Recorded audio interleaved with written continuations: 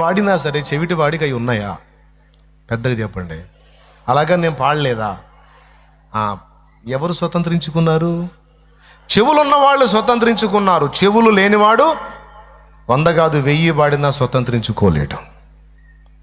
ఎందుకంటే వాడు స్వీకరించడానికి అవసరమైన చెవి వానికి లేనందున ఈ శ్రేష్టమైనవి వాడు స్వతంత్రించుకోలేడు.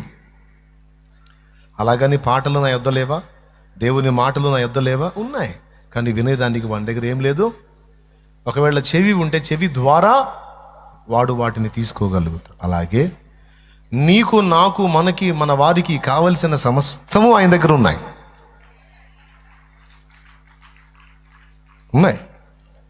కానీ ఎవరు స్వతంత్రించుకుంటారు? విశ్వాసము అనే చెవి, విశ్వాసము అనే కన్ను, విశ్వాసము అనే చెయ్యి ఉన్నవారు స్వతంత్రించుకుంటారు. దేవుని దగ్గర శక్తి ఉంది, దేవుని దగ్గర బలం ఉంది, దేవుని దగ్గర జ్ఞానం ఉంది, దేవుని దగ్గర ఐడియాలజీ ఉంది. నీ ఇహ పర 2 జీవితాలకు కావలసినటువంటి కృపంతా దేవుని దగ్గర ఉంది. ఉందా లేదా? కానీ ఎవరు పొందుకుంటారు?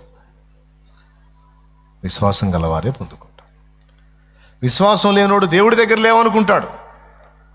పాపం దేవుడు పేదవాళ్ళారా, దేవుడిని ఆడ కష్టపడదాం అనుకుంటాడు. దరిద్రం వీడిది, దేవుంది కాదు. విశ్వాసం గల వానికి దేవుని యొద్ద అన్నీ దొరుకుతాయి. విశ్వాసం లేని వానికి దేవుని యొద్ద ఏమీ దొరకవు. నేను చెప్పలా, బైబిల్ చెప్పింది. యాకోబు రాసిన పత్రిక 1వ అధ్యాయము 6వ వచనం, 5, 6 వచనాలు ఒక్కసారి చూడండి బైబిల్ తీసి. ఇక నేను ముగిస్తున్నాను. మీలో ఎవరికైనాను జ్ఞానము కొదువుగా ఉన్న ఎడల అతడు దేవుని అడుగవలెను, అప్పుడది అతనికి అనుగ్రహింపబడును. ఆయన ఎవరిని గద్దింపక అందరికిని ధారాళముగా దయచేయువాడు. అయితే అతడు ఏమాత్రమును సందేహింపక విశ్వాసముతో అడుగవలెను. సందేహించువాడు గాలి చేత రేపబడి ఎగిరిపడు సముద్ర తరంగమును పోలియుండును. అట్టి మనుషుడు దిమస్కుడై తన సమస్త మార్గముల యందు అస్థిరుడు గనుక ప్రభువు వలన తనకేమైనా దొరుకునని తలంచుకొనరాదు. ప్రభు వలన తనకేమైనా దొరుకునని తలంచుకొనరాదు. దొరకదు. ఎందుకంటే విశ్వాసము లేదు, సందేహం ఉంది. హెబ్రీ పత్రిక ఇదే 11, 5, 6 వచనాల్లో అంటాడు, దేవుని యొద్దకు వచ్చువాడు మొదట ఆయన ఉన్నాడనియు, తన్ను వెదుకు వారికి ఫలము దయచేయువాడనియు మొదట నమ్మవలెను గదా. అయ్యా, దేవుని దగ్గర ఫలం పొందాలంటే ఆయన ఉన్నాడని నమ్మాలి, ఆయన వెతికే వాళ్ళకి ఫలం ఇస్తాడని నమ్మాలి కదా. ఆ విశ్వాసం లేకపోతే ఎలా? కాబట్టి ఇక్కడ హెబ్రీ పత్రిక 11 ఏం చూపిస్తుందంటే, విశ్వాసము అనే కన్ను, విశ్వాసము అనే చెవి, విశ్వాసము అనే చెయ్యి, అట్లా విశ్వాసం అనే జ్ఞానేంద్రియాలు, కర్మేంద్రియాలు రెండింటిని చూపిస్తుంది. దీని స్పెషల్ అది. అర్థమైందా? విశ్వాసాన్ని మనకు సరిగా అర్థం చేసుకోవడానికి ఉపయోగపడే అధ్యాయం ఇది. ఇంత మీలో ఎంతమందికి అర్థమైందో. వెనక నేను ఒక చక్కని చిత్రాన్ని గీశాను అనుకోండి. ఆ చిత్రం కళ్ళున్నోళ్ళకి దొరికిద్ది, కళ్ళు లేనివాడికి ఎంత అందమైన బొమ్మ గీసినా సరే కన్నులు లేనివాడు దాన్ని పొందలేడు. విశ్వాసం అనే చూపు లేకపోతే నీకంతా చీకటే. కానీ విశ్వాసం అనే చూపు నీకుంటే దేవుని దగ్గర అన్నీ కనపడతాయి నీకు. కీర్తనాకారుడు అన్నాడు కదా, నీ సన్నిధిని సంపూర్ణ సంతోషం కలదు, నీ కుడి చేతిలో అబ్బా నాకు కావలసినవన్నీ కూడా నీ పాదాల దగ్గరే ఉన్నాయి తండ్రి అని భక్తుడు అన్నాడు. చూశారు, అబ్రహాము విశ్వాసముతో పునాదులు గల పట్టణాన్ని చూశాట. వీళ్ళందరూ విశ్వాసము ద్వారా చూశారు. ఈ విశ్వాసం ద్వారా అడుగులేస్తున్నప్పుడు అండి, ఈ ఒక్క మొక్క కూడా వినండి, వేస్ట్ ఏం కాదు. విశ్వాసం ద్వారా అడుగులేస్తున్నప్పుడు అండి, అన్ని అడుగులు నేతిలోనే పడవండి. కొన్ని అడుగులు అగ్నిలో కూడా పడతాయండి. సర్రుమని కాలినట్టు ఉంటుందండి. కాలినా కూడా అడుగు వెనక్కి తీయకూడదండి, ముందుకు సాగిపోవాలండి. విశ్వాస యాత్రలో 2 ఉంటాయండి. అర్థమైందని నేను చెప్పింది? కొంతమంది కొన్ని ప్రతికూలతలు ఎదురుగారు. ఫర్ ఎగ్జాంపుల్, మోషే విశ్వాసం గొప్పదా కాదా? ఎంతమంది చెబుతారు? చాలా గొప్పది. కానీ ఏం చేసింది ఆ విశ్వాసం? ఆ ప్రజల్ని బయటికి తీసుకొని రావాలని పాపం విశ్వాసము గలవాడై ఒక్కడిని చంపి ఇసుకలో బూడిచిపెట్టాడు. ఏమైంది? పరారవ్వాల్సి వచ్చింది. ప్రజలందరినీ విమోచిద్దాం అనుకుంటే, రక్షిద్దాం అనుకున్నోళ్లే ఆయన శిక్షకు అప్పచెప్పారు. వాళ్ళ కోసం మర్డర్ చేస్తే, ఎవరి కోసం? వాళ్ళ కోసం మర్డర్ చేస్తే వాళ్ళే పట్టించారు. ఊరే వెళ్ళ పిచ్చి తెగలేయ్యా, ఇదేం వ్యవహారం రా, బతికిద్దామన్నా చంపేటట్టున్నారు వీళ్ళు అనుకొని అక్కడి నుంచి పరారయ్యాడు. ఇప్పుడు విశ్వాసం పరీక్షలోకి వెళ్ళిపోయింది. పోయినోడు ఎక్కడున్నాడండి? 40 ఏళ్ళు ఆగిపోయాడండి.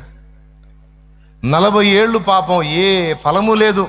సంవత్సరాల సుదీర్ఘ నిరీక్షణ. శుభ్రంగా మోసే ప్లేస్లో మనం కానీ ఉన్నట్టయితే మిథ్యానులో 4 ఎకరాల పొలం కొనుక్కునేవాళ్ళం, కనీసం 2 ఇళ్ళు కట్టుకునేవాళ్ళం. ఈ 40 ఏళ్లలో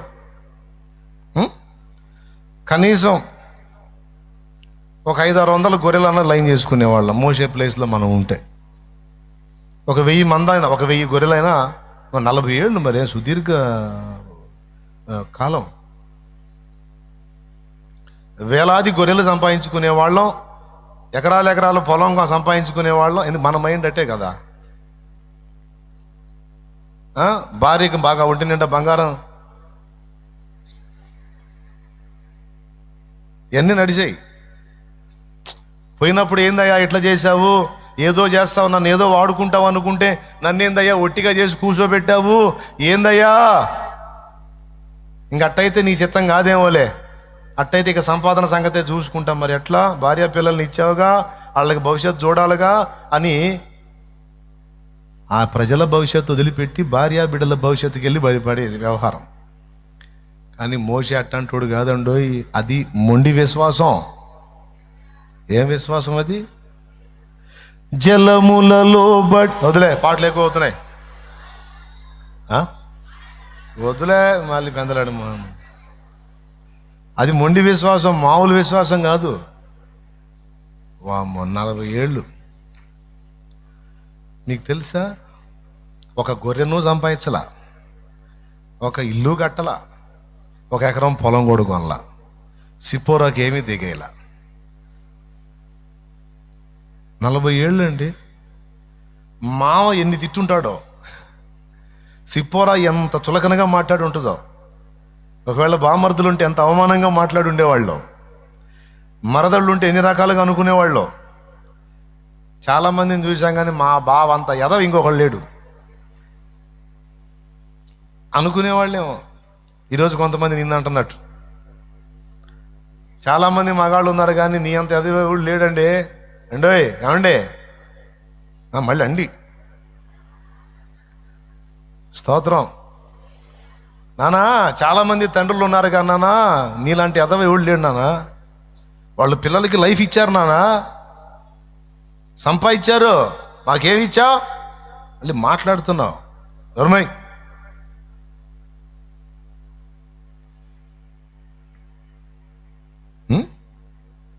పిల్లలు లెక్క చేయరు, భార్య లెక్క చేయదు, బావమరుదులు లెక్క చేయరు, మరదళ్ళు లెక్క చేయరు, అత్త మామలు అసలే లెక్క చేయరు.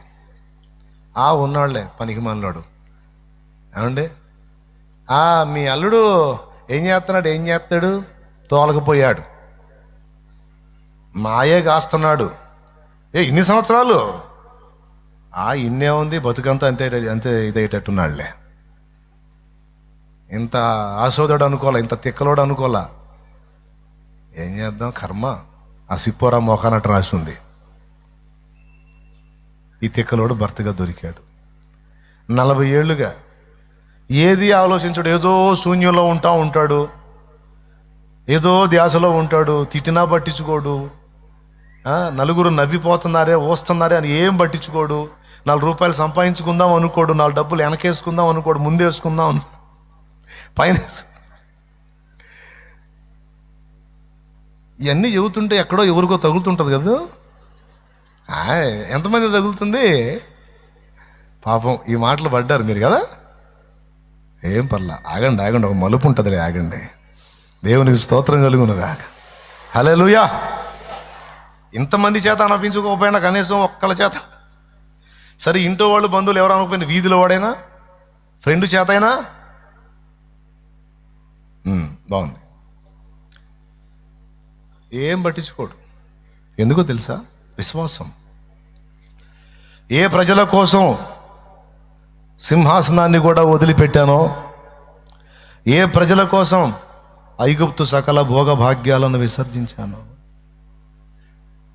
ఆ ప్రజలను విడిపించినప్పుడు, వాళ్ళు నా ప్రజలు బానిసలుగానే బతుకుతున్నప్పుడు, వాళ్ళు పరదేశములో బానిస బతుకుతున్నప్పుడు, నాకు మాత్రం సొంత ఇల్లు ఎందుకు, నాకు సొంత మందెందుకు, నాకు భోగాలు ఎందుకు?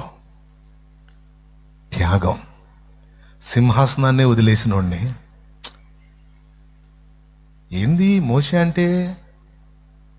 ఎవడికి తెలుసు మోషే గురించి? కర్ర తీసుకొని ఉస్సు ఉస్సు ఉస్సు అనుకుంటా పోతుంటే, హే మోషే ఏం చేస్తున్నావు, అందరూ ఎగతాళి చేసేవాళ్ళే. వాళ్ళు హేళనగా మాట్లాడి తృణీకరిస్తున్నవాడు త్యాగం విశ్వాసాన్ని బట్టి చేయకపోతే ఎవరో తెలుసా?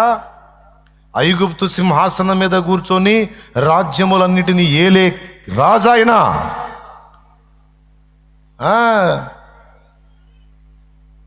ఆయన్ని అపహాస్యం చేసే వెధవలకు తెలియదుగా ఇది. దేవుడు మనల్ని దీనులుగా ఉంచినప్పుడు ఇంటో చలనోడు కూడా మాట్లాడుతుంటాడు మనల్ని. దేవునికి స్తోత్రం. అప్పచెప్పాడు, స్తోత్రం అనుకోవటమే. విలువలు ఎరగకుండా మాట్లాడతారు. కానీ ఆ మోషే ఏ స్థాయి వ్యక్తి, ఆయన కెపాసిటీ ఏంటి, ఆయన పొజిషన్ ఏంటి? ఆయన కాలుతో తన్ని అవతలకు వచ్చింది ఏంది? ఐగుప్తు అగ్రరాజ్యము దాని యొక్క సింహాసనాన్ని కాలితో తన్ని దిగాడు కిందకి. నాకొద్దు సింహాసనం. ఒకరోజు వచ్చింది, దేవుడు దర్శించాడు. సుదీర్ఘ నిరీక్షణ, విశ్వాసం. ఎంత అగ్ని పరీక్ష. లైఫ్ అంతా అయిపోయింది. 40 ఏళ్ల కాలం. ఈ మోషే లైఫ్ మొత్తం 3 40లు, 2 40లు అయిపోయినాయి. అప్పుడు దర్శించాడు, పిలిచాడు, రా, ఇక సమయం ఆసన్నమైంది, రా. ఆ ప్రజలు ఆ బంధకాల్లో ఉండటం నాకు ఇష్టం లేదు, నా ప్రజలను విడిపించడానికి నేను ఏర్పరచుకున్నాను, రా వెళ్ళు అని మోషేని పంపిస్తే, అదే గొర్రెలు కాసే కర్ర తీసుకొని ఇక ఆ మందను వదిలిపెట్టి అటు పడ్డాడు. ఇక అక్కడికి వెళ్ళి ఐగుప్తు అగ్రరాజ్యం అప్పట్లో ఆ రాజు ఫరోని దేవుని శక్తితో ఒక ఆట ఆడిస్తుంటే, నాకు తెలిసి మిద్యాన్లో తెలియకుండా ఉంటుందంటావా? ఫరో గడగడలాడుతున్నాడు. ఫరోకి రోజు ముచ్చెమటలు పడుతున్నాయి. వాడి పని తుడుచుకోవటమే అయింది. ఎవర్రా? మోషే. ఏది ఇత్రో వాళ్ళ అల్లుడు ఆ గొర్రెలు కాసుకుంటా ఏదో శూన్యంలో చూసుకుంటా పోయే అతనికి అంత సీనా? అంత సీన్ ఏంది, ఇంకా అంత సీన్ అయినా వచ్చిందిరా. చివరికి ఆ ప్రజలందరినీ బయటికి తీసుకొస్తే లక్షల మంది కాల్బలం.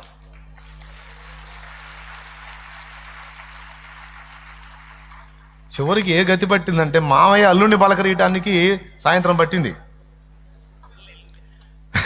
పొద్దున పోతే సాయంత్రం దాకా పట్టింది అల్లుడిని పలకరీయటానికి. ఈ గుంపులేందిరా, ఏందిరా, వాడు మా అల్లుడు రా అని పోయినా సరే బానిస్తారా? వాడు అంటున్నావు ఏంది? పిల్లనిచ్చానయ్యా. పిల్లనిస్తే మా మోషన్ వాడు వీడు అంటున్నావు ఏంది? వీడెవడ పట్టుకొని పక్క తీసుకెళ్ళాడు. సిప్పోరా మా అమ్మాయిరా నాయనా, ఆమె భర్త మోషే. సిప్పోరా తండ్రి గారా మీరు? ఏమనుకోవద్దు రండి. మోషే గారు మామగారా? అయ్యా, మావాడు ఎప్పుడు శూన్యంలో చూస్తే గొర్రెలకు పోవటం తప్ప రూపాయి సంపాదించడం తెలియదు, కాస్త తెలివిగా కూడా ఉన్నట్టు కనపడలేదు. ఇంత గొప్ప మేధావి ఎప్పుడయ్యాడయ్యా? మీ ముందు పిచ్చోళ్ళ కనపడ్డదే మీ పిచ్చితనం. మొదటి నుంచి ఆయన మేధావే, మొదటి నుంచి ఆయన విశ్వాస వీరుడే, మొదటి నుంచి ప్రార్థనా యోధుడే, మొదటి నుంచి దేవుని ప్రజలను బంధ విముక్తుల్ని చేయాలని రోషము కలిగిన వాడే, మొదటి నుంచి దేవుణ్ణే కేంద్రంగా చేసుకున్నాడు. కానీ మరి దేనిని కూడా లక్ష్య పెట్టని వాడు. వెండి బంగారాలు, ధన కనక వస్తు వాహనాలు, సింహాసనాలు, ఇవన్నీ నా ప్రభుతో సాటి వస్తాయా?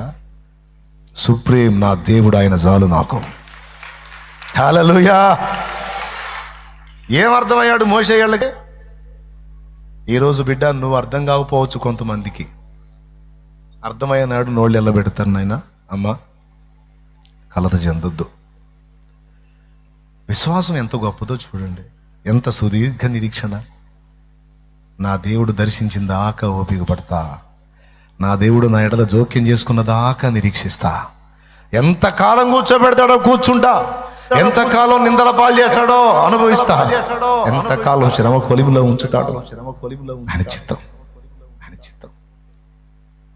నిరీక్షిస్తా, ఎదురు చూస్తా. కానీ ఒక్కటి మాత్రం నమ్ముతున్నా, సుదీర్ఘకాలం అబ్రహాముని పరీక్షించి ఒక దశలో దర్శించాడు. సుదీర్ఘకాలం మోషేని పరీక్షించి ఒక దశలో దర్శించాడు. సుదీర్ఘకాలం ఏబును పరీక్షించి ఒక దశలో దర్శించాడు. అయితే తన కొరకు ఎదురు చూసిన భక్తుల్ని దాటిపోలేదు నా దేవుడు. ఆయన కోసం ఎదురు చూస్తున్న నన్ను కూడా దాటిపోడో. ఆయన నా దాకా వచ్చిన దాకా ఎదురు చూస్తా, ఆయన నా కోసం కదిలిన దాకా ఎదురు చూస్తా. నేను మాత్రం నా ప్రభు మీద విశ్వాసం కోల్పోను, సమస్తము పోయి ఆయన వదిలిపెట్టను.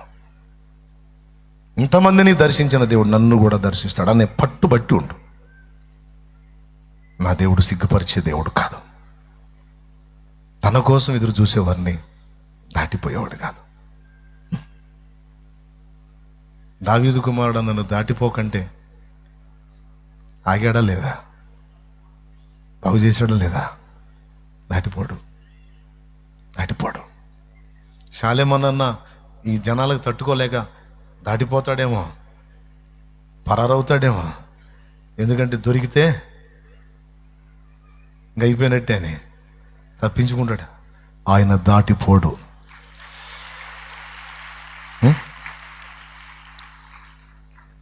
చివరిలో ఒక్క మాట,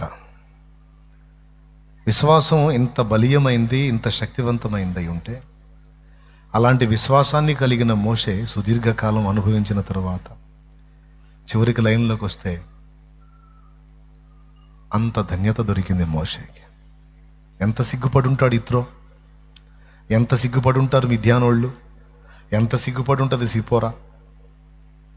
ఏమండి, మిమ్మల్ని ఇంత ఘనంగా దేవుడు సిద్ధపరిచాడని అస్సలు అనుకోలేదు నేను. చాలా తృణీకారంగా మాట్లాడానంటే నాకు తెలిసి సిపోరాని దగ్గర తీసుకొని ఉంటాడు. సిపోరా, చాలాసార్లు అడిగావు కానీ పిచ్చోళ్ళ నేను యాక్ట్ చేశాను, నీ ముందు పిచ్చోళ్ళ ప్రవర్తించాను సిపోరా.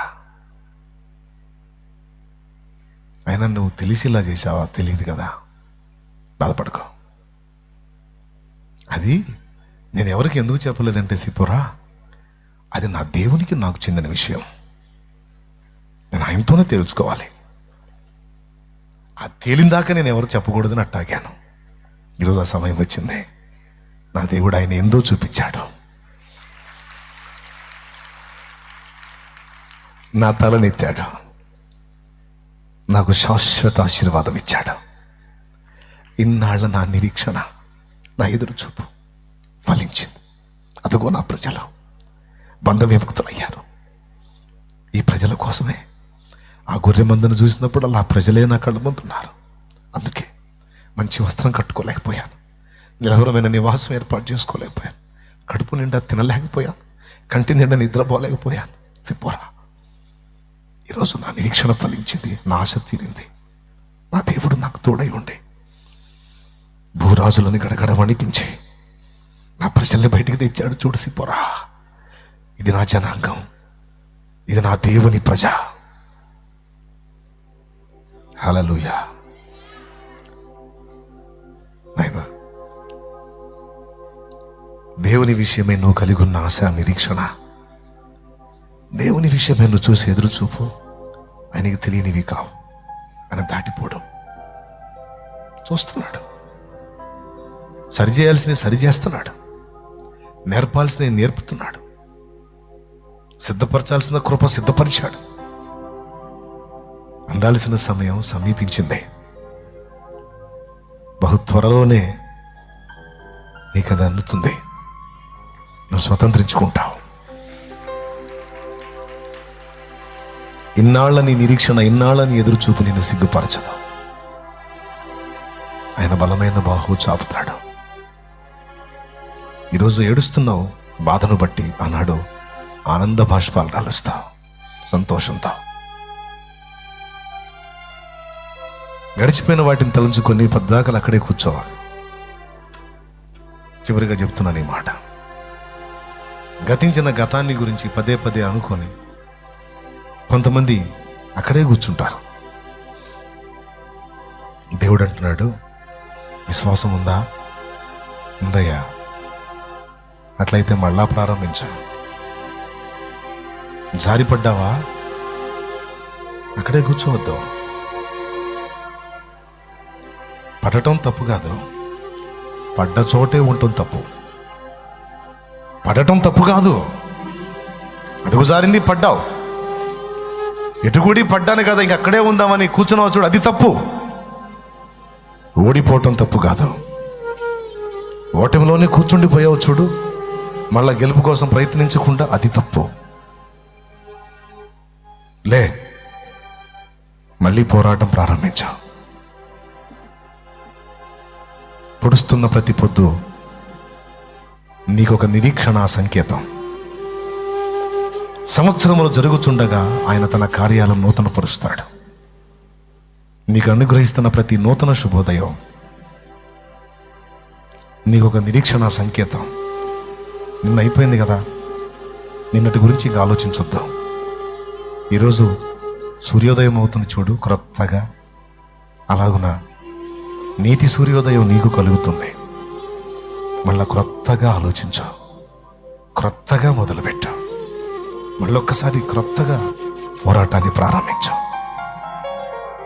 ఈసారి విజయం నీదే, ఈసారి విజయం నీదే.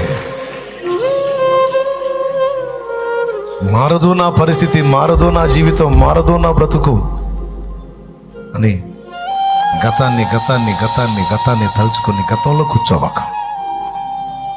ఈరోజు ఉంది, రేపు కూడా ఉంది. నీకు దేవుని వైపు తిరిగి ఆయన పాదాలు పట్టుకుంటే, నీతి సూర్యోదయం నీకు కలిగితే ఒక నూతనమైన మలుపు దేవుడు తీసుకుంటాడు. ఎందుకంటే నీ విశ్వాసాన్ని చూస్తాడు. ప్రతి శుభోదయం నీకు నీతి సూర్యోదయం, మరో నూతన ప్రయత్నానికి నీకు పిలుపు సంకేతం. ఎంతమందికి అర్థమైంది? మారదా? పరిస్థితి మారదా? గతంలో ఉన్నట్టే ఇప్పుడు కూడా ఉంటుందా? నో, మారాలి. నూతనత్వాన్ని కోరుకునే మన దేవుడు నిత్య నూతనుడు. మన భక్తి, ఆత్మీయత, పరిస్థితులు కూడా నూతన పరుస్తాడు, ఇష్టపడతాడు, నూతన పరుస్తాడు. ఈ సందేశాన్ని, ఈ సంకేతాన్ని విశ్వసించిన వాడే స్వతంత్రించుకుంటాడు. కృప మనందరికీ తోడై ఉండను. అలా దేవుడు మొన్న అనుకున్నాను నేను అంతకుముందు ఓపెనింగ్ అప్పుడు, ఇక ఈ జీవితానికి సరిపోద్ది ఇది, ఇక ఇంతవరకే అని ఆ రోజు అనుకున్నాను నేను. ఆయన అనుకోలా. ఆయన మళ్ళా ఈ ఏడు కూడా నూతన పరిచాడు.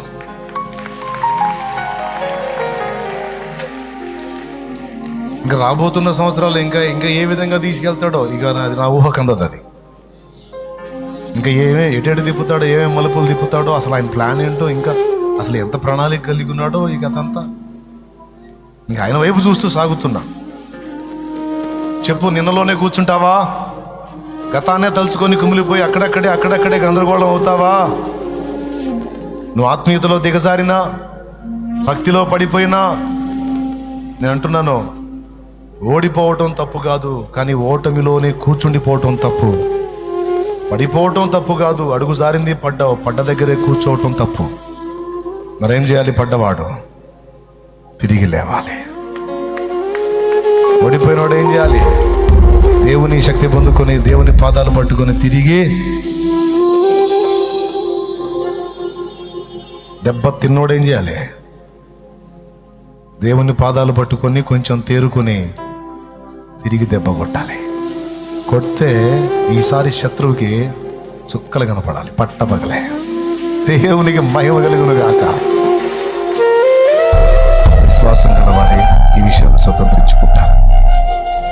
విశ్వాసంలో రకాలు చెప్పాను, అందులో ఒక విధమైన విశ్వాసాన్ని ఇప్పుడు నేను వర్ణించి ముగిస్తున్నాను. కృప మనందరికీ తోడై ఉండను గాక.